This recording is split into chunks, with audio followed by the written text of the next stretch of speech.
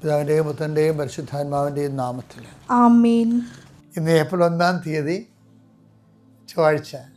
അമ്മേ പരിശുദ്ധ അമ്മേ, അമ്മേ പരിശുദ്ധ ദൈവമാതാവേ, ദൈവമാതാവേ, കൃപാസനത്തിലൂടെ ഞങ്ങളുടെ ദേശത്തിനും അമ്മ മധ്യസ്ഥം തേടി തന്ന എല്ലാ അനുഗ്രഹങ്ങൾക്കും കൃപകൾക്കും ഹൃദയം നിറഞ്ഞ നന്ദി പറയുന്നു.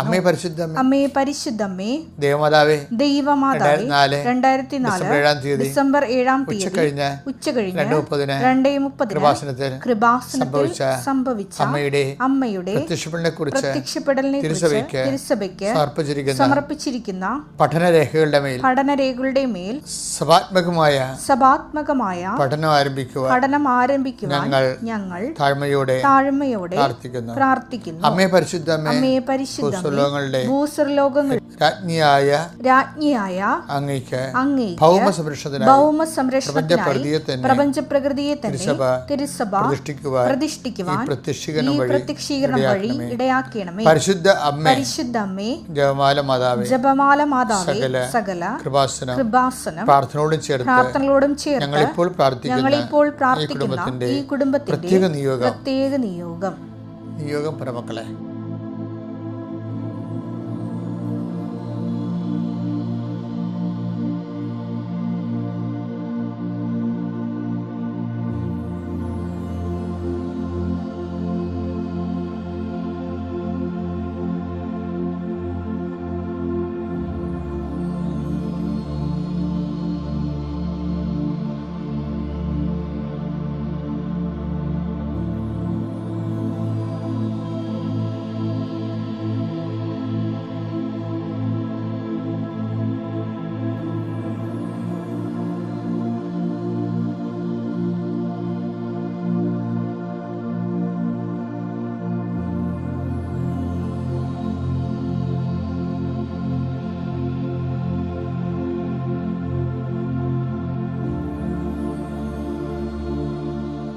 അമ്മയുടെ പ്രത്യക്ഷീകരണത്തിന്റെ ഈ അനുഗ്രഹവേളയിൽ ഞങ്ങൾക്ക് സാധിച്ചു തരുവാൻ കഴിയണമേ.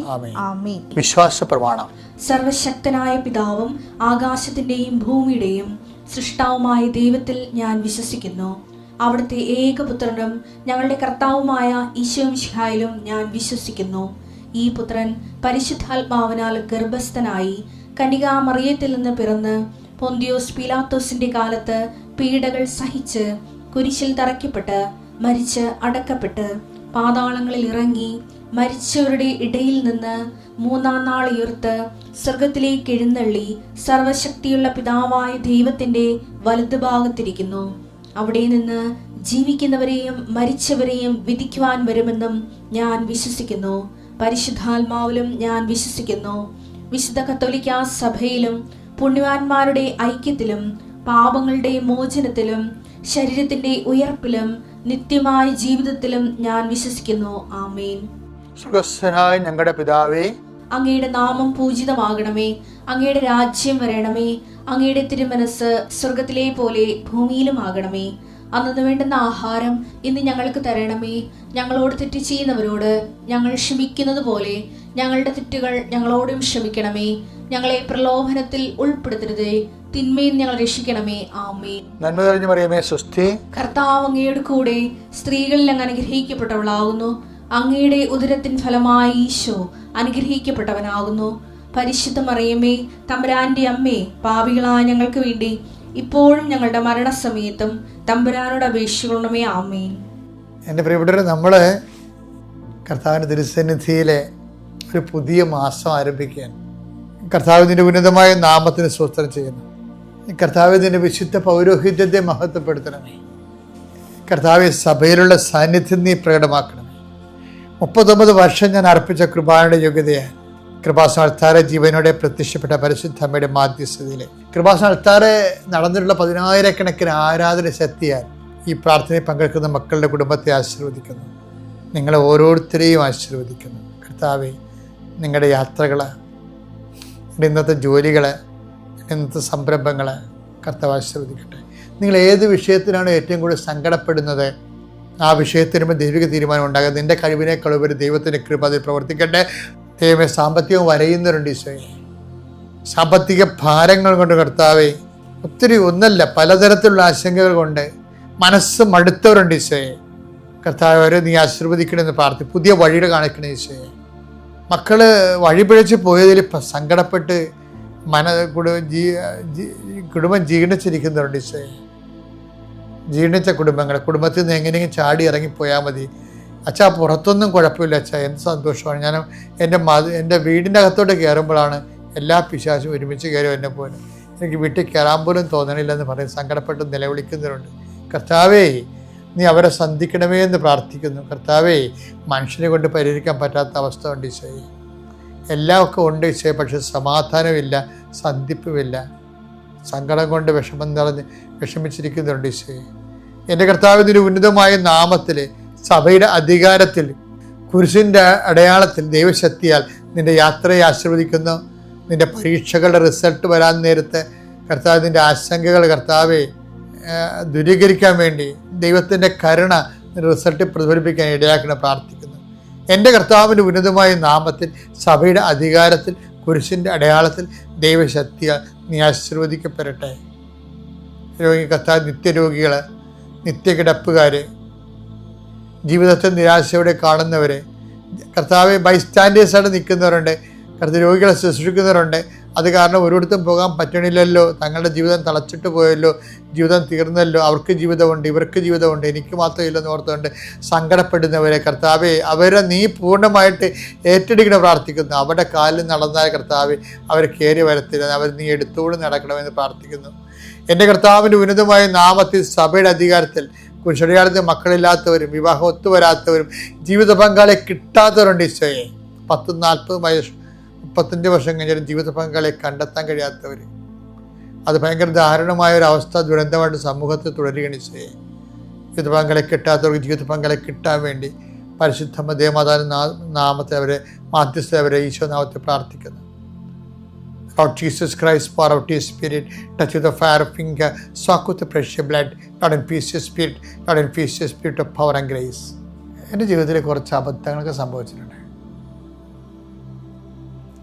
ഞാൻ അതിനെക്കുറിച്ചൊക്കെ എപ്പോഴും തേങ്ങും. ഒരിക്കലുണ്ടല്ലോ,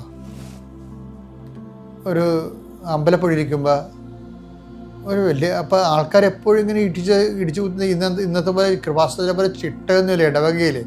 ഇടവക നമുക്ക് ധ്യാനകേന്ദ്രം പോലെ ചിട്ട ചെയ്യാനൊന്നും പറ്റില്ല. എല്ലാവരും വരും, ഇടവക്കാരും വരും, അല്ലാത്തവരും വരും. അവരെപ്പോഴും ഇങ്ങനെ മുറി നിറഞ്ഞു നിൽക്കും. അപ്പോൾ അപ്പോൾ സ്ഥിരമായിട്ട് ഞാൻ സഹായിക്കുന്ന ഒരു അപ്പച്ചനുണ്ട്. ആ ഞായറാഴ്ച അപ്പച്ചൻ വരും. അപ്പോൾ അവർ പാവപ്പെട്ട അപ്പച്ചൻ, വളരെ പാവപ്പെട്ട അച്ഛനാണ്. അപ്പോൾ ഒരു ദിവസം, അപ്പോൾ എൻ്റെ മനസ്സ്, ഞാനാണെങ്കിൽ കുർബാന കഴിഞ്ഞ് കുർബാന 9 മണിയാകുമ്പോഴാണ് തീരണത്. കരിസോ കഴിയുമ്പോൾ വയറൊക്കെ പൊള്ളി, വെള്ളം പോലും കുടിക്കാതല്ലേ മേടയിലോട്ട് വരുമ്പോഴുണ്ട് എല്ലാവരേക്കാൾ. അപ്പോൾ എനിക്കത് വെള്ളം കിട്ടിയാൽ കൊള്ളാതെ മുന്നേ ഞാൻ വരണത്. അപ്പോൾ ഒരു അപ്പൻ ഇത് ഈ ആൾക്കാരുടെ ഇടയിൽ കൂടി ഇടിച്ച് തുളച്ച് അകത്ത് കയറി അച്ഛാ കാച്ചതാന്ന് പറയും. എന്നുവെച്ചാൽ അങ്ങനെ കൊടുക്കേണ്ടതാണ് ഞാൻ എപ്പോഴും. പക്ഷേ എനിക്കെന്തോ ഒരു അനുചിതമായിട്ട് തോന്നിയിട്ട് ഞാൻ നിങ്ങളെ ഇറങ്ങി പുറത്തു നിന്ന് പറഞ്ഞു. പിന്നെ ഞാൻ അയാളെ കണ്ടിട്ടില്ല. കുറേ നാൾ കഴിഞ്ഞപ്പോൾ അയാളുടെ ഒരു മകൻ എന്നെ കാണാൻ വന്നു. ഞങ്ങൾ സംസാരിച്ചിരിക്കുന്ന സമയത്ത് പറഞ്ഞ് അച്ഛാ അപ്പച്ചൻ മരിച്ചുപോയെന്ന് പറഞ്ഞു. അപ്പോൾ ഞാൻ സാധാരണ അപ്പച്ചൻ മരിച്ചുപോയ ചിലർ അങ്ങനെ പറയാറുണ്ടല്ലോ. പിന്നെ ഞാൻ മനസ്സിലാക്കി എടുത്തതെന്ന് വെച്ച് കഴിഞ്ഞാൽ അന്ന് അദ്ദേഹം എന്നോട് പോയിട്ട് പിന്നെ അദ്ദേഹം ജീവിച്ചിരുന്നില്ല. അദ്ദേഹത്തിന് ഞാൻ ഈ ആളൊന്ന് ഒഴിഞ്ഞിട്ട് പൈസ കൊടുക്കാൻ തീരുമാനിച്ചിട്ടുണ്ടായിരുന്നു. പക്ഷെ അത് പറയാനുള്ള ധൃതി അയാൾ എനിക്ക് തന്നില്ല, എനിക്കും അത് കിട്ടിയില്ല. ഞാനാണ് എൻ്റെ ബോഡി വളരെ ടയർഡായിട്ട് നിൽക്കുന്നത്. ഞാൻ എന്നെ നീതീകരിക്കുകയില്ല, പക്ഷെ അതിൻ്റെ അപ്പുറത്ത് ഞാൻ വളരേണ്ടതായിരുന്നു. അതെനിക്കൊരു പശ്ചാത്താപമാണ്. ഇങ്ങനെ അത് പക്ഷേ ഞാനത് ഇപ്പോൾ റെക്ടിഫൈ ചെയ്യുന്നുണ്ട്. എന്താണ്, അത്ര അപ്പച്ചന്മാരെ കണ്ടാലൊക്കെ അങ്ങോട്ട് ചോദിച്ചു സങ്കടം തീർത്ത് വിടും. എന്താ കാര്യം, പഴയൊരു പശ്ചാത്താപമാണ്. ഇപ്പം ഞാൻ എൻ്റെ സ്ഥാപനത്തിൻ്റെ മതിൽ കെട്ടിയപ്പോൾ എൻ്റെ നാട്ടിൽ കുറച്ച് സ്ഥലം എൻ്റെ അരികിൽ താമസിക്കുന്നവർ ഞെരുങ്ങിപ്പോയി. അതെനിക്ക് എപ്പോഴും എൻ്റെ മനസ്സിൽ എപ്പോഴും അത് പ്രയാസമായിട്ട് കിടക്കും. അത് ഞെരുങ്ങിപ്പോയവർ, അവർക്ക് അവിടെ സ്ഥലമെടുത്തില്ല, പക്ഷേ അവരെത്തി ഞെരുക്കത്തിലായിപ്പോയി.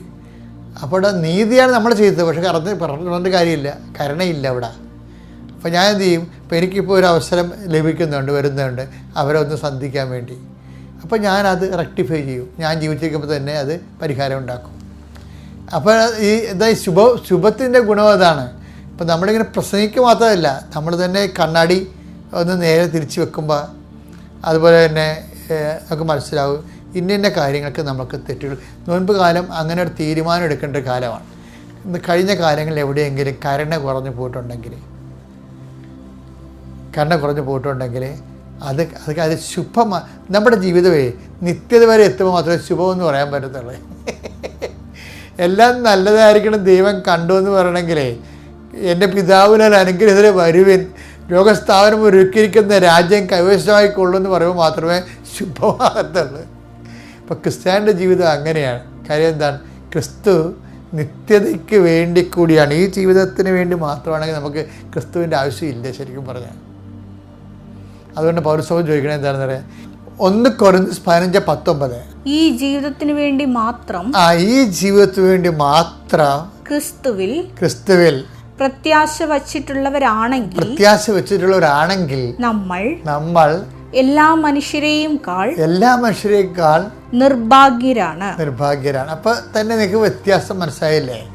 ക്രിസ്തുവിൽ നമ്മൾ പ്രത്യാശ വെക്കണത് ഈ ജീവിതത്തിന് പ്രാധാന്യമില്ലെന്നൊന്നും അല്ല ഞാൻ പറഞ്ഞത്.